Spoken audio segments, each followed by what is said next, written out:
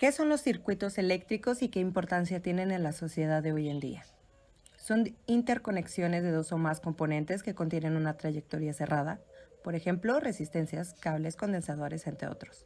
Están conformados por los conductores, cables que unen los elementos, componentes, que son los dispositivos que hacen que fluya la carga, nodos, que son lugares donde concurren dos o más conductores, y ramas, que son el conjunto de los elementos de un circuito comprendidos entre dos nodos consecutivos. Son importantes porque facilitan el flujo de electricidad y nos permiten controlarla. Sin ellos no existirían aparatos del día a día como la televisión, refrigeradores, hornos, entre muchas más. Es decir, son los que hacen posible nuestras actividades de hoy en día. ¿A qué se refieren las leyes de Kirchhoff y dos aplicaciones prácticas que se les pueden dar? Son dos igualdades que se basan en la conversación de energía y carga en los circuitos eléctricos, describen el comportamiento de la corriente en un nodo y del voltaje alrededor de una malla. Estas dos leyes son las bases del análisis de circuitos avanzados. Algunas aplicaciones prácticas son para hallar corrientes y tensiones en cualquier punto de un circuito eléctrico y para calcular consumos de energía de aparatos eléctricos.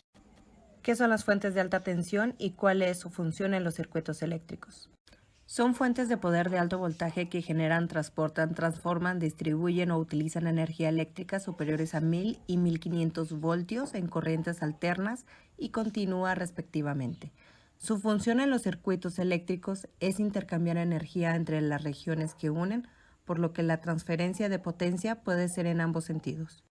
¿Cuáles son los métodos de análisis de circuitos eléctricos? La aplicación directa de las leyes fundamentales, ley de Ohm y ley de Kirchhoff. El método de voltaje en los nodos y el método de la corriente de malla y su pariente cercano, el método de la corriente de lazo.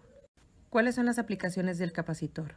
Algunos ejemplos de usos y aplicaciones del capacitor son las siguientes. En el caso de los filtros de alimentadores de corriente, se usan para almacenar la carga y moderar el voltaje de salida y las fluctuaciones de corriente en la salida rectificada.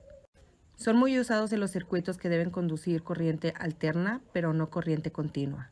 Los condensadores electrolíticos pueden tener mucha capacitancia permitiendo la construcción de filtros de muy baja frecuencia, circuitos temporizadores, filtros en circuitos de radio y TV, fuentes de alimentación y arranque de motor.